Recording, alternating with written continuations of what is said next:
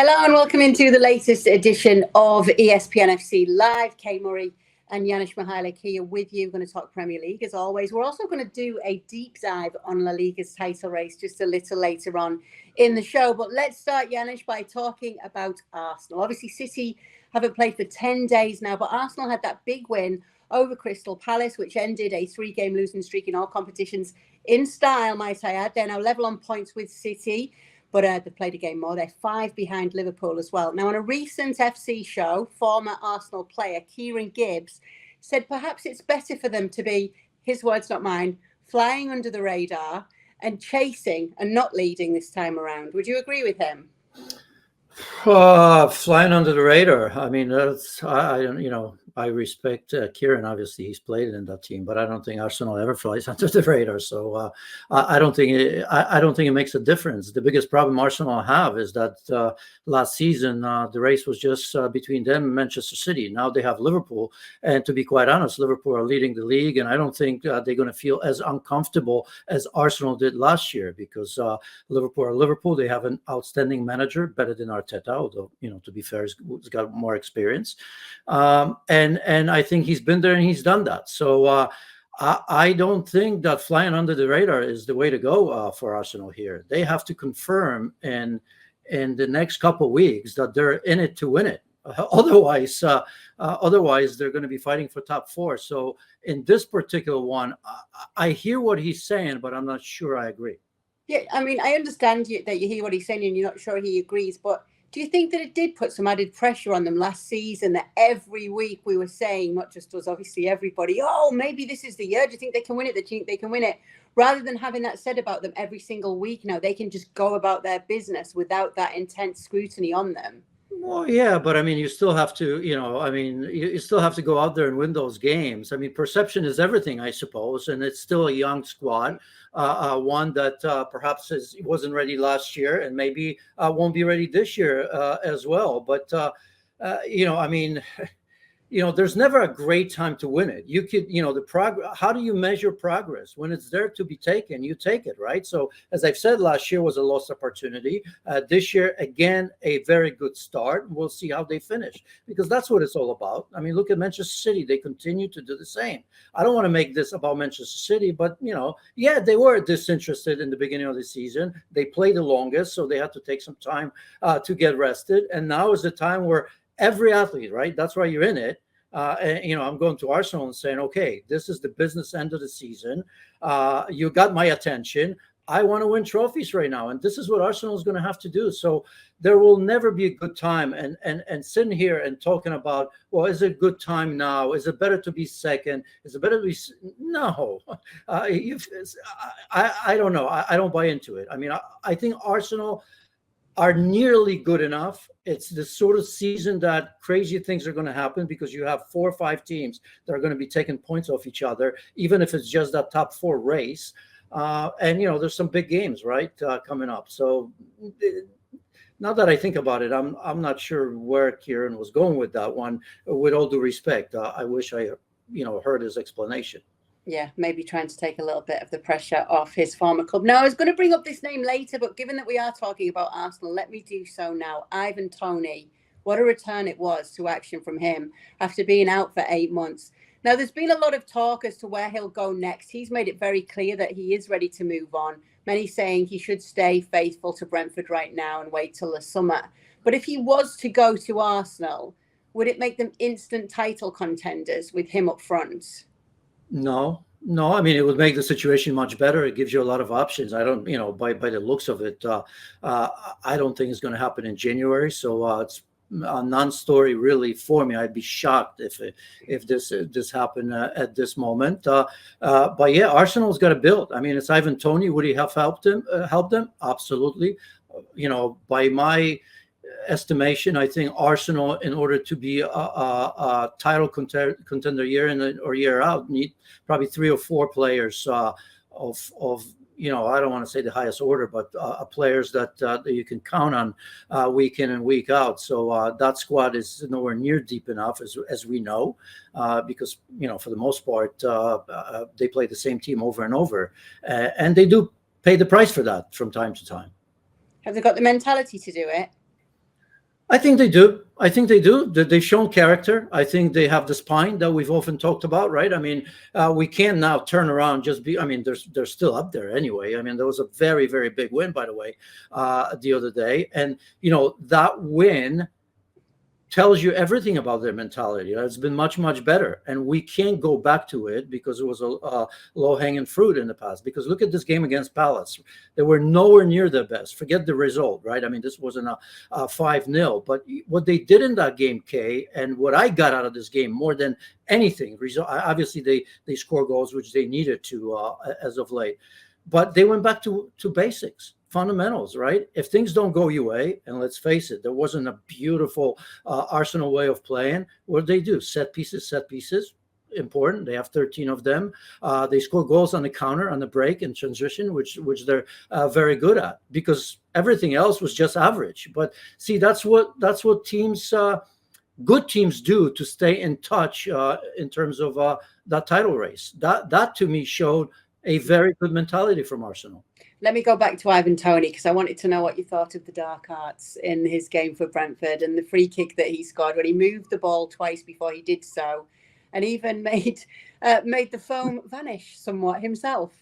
Yeah, I mean, I would have done the same thing. Everybody else would have done the same thing. So you're okay with that? You like it? Oh, I'm absolutely okay with that. I mean, didn't really move it all that much. I meant to look at the wall, but I'm sure it moved a little bit too. In some ways, it's a normal way. And look, I mean, did that? I mean, you still have to score that goal, right? I mean, you still have to have the quality to do it. So non-story, even though a lot of people seem to want to make that, but really non-story for every player in the world. All right.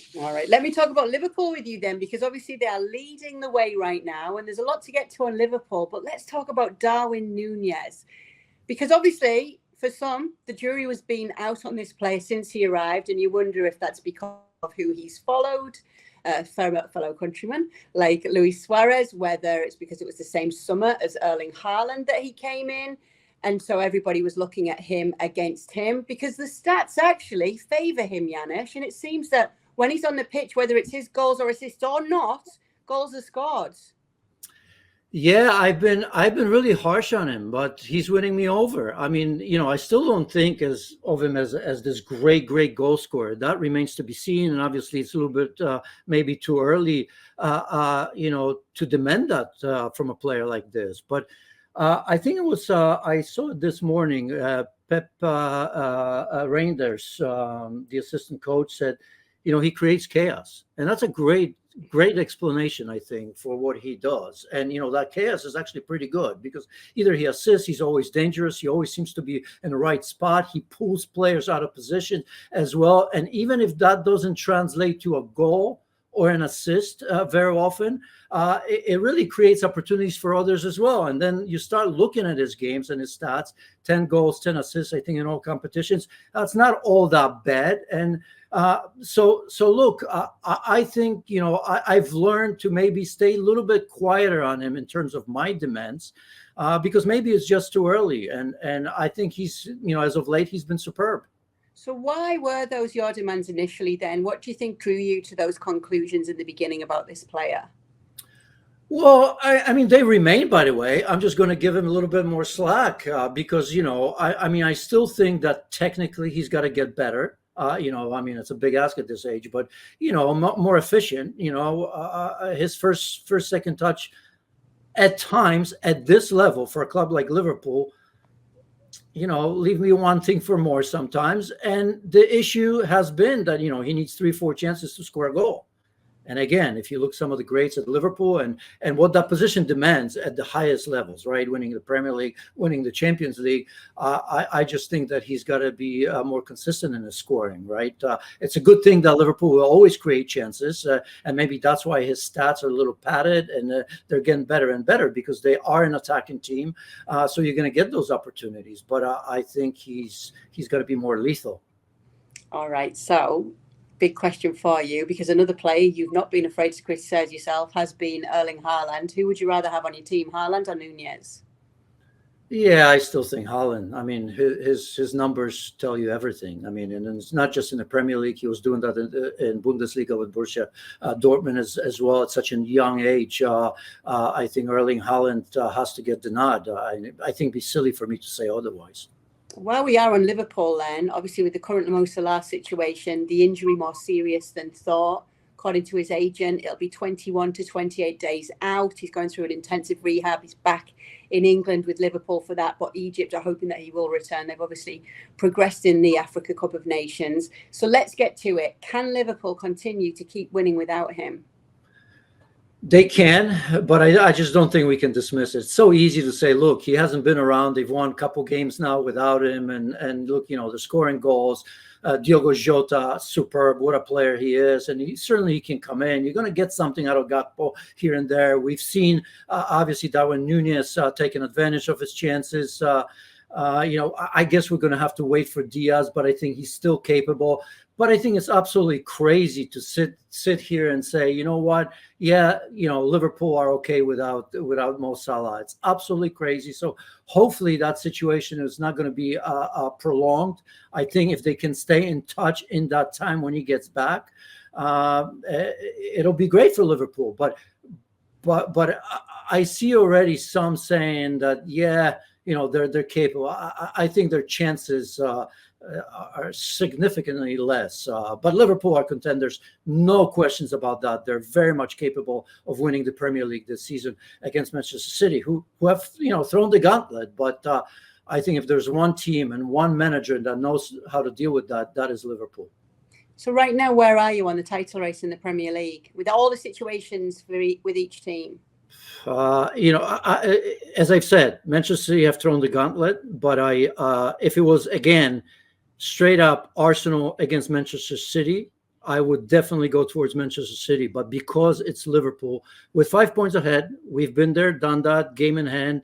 Everybody getting back. Kevin De Bruyne, absolutely outstanding. Erling Haaland still to come in terms of overall quality, Manchester City. But I absolutely think that Liverpool are capable. I mean, Pep Guardiola, if there's one manager he doesn't want to go head to head, is not Mikel Arteta. He knows him inside out.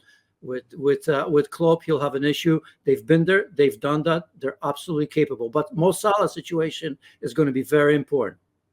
All right, let's get quickly to Manchester United because they're reported to be interested in Ajax's Broby. Is it a good or a bad idea given Ten Hag's previous Ajax signings? Yeah, well, why doesn't he just become an Ajax manager? I mean, again, I don't know. Look, I mean, he looks great, but, watching highlights of Eredivisie with all due respect, and I love it, the attacking style. We see what they're capable of doing in Europe. Ajax has done in the past. Feyenoord the last couple of years back to their normal days, which I, by the way, like. I remember them in my younger years and PSV and all of that. But how do you judge that? I think he looks capable. So did Antony. I love Antony at Ajax. And I don't like Antony at Manchester United. And apparently, Ten Hag doesn't like him anymore. If he can get rid of him, he probably would, right? There's talk about Saudi Arabia. I don't know if those are just rumors or if it's true. But I don't know if those are the targets that Manchester United are going to be going for. I also think that Ten Hag's got to be careful, as we have seen.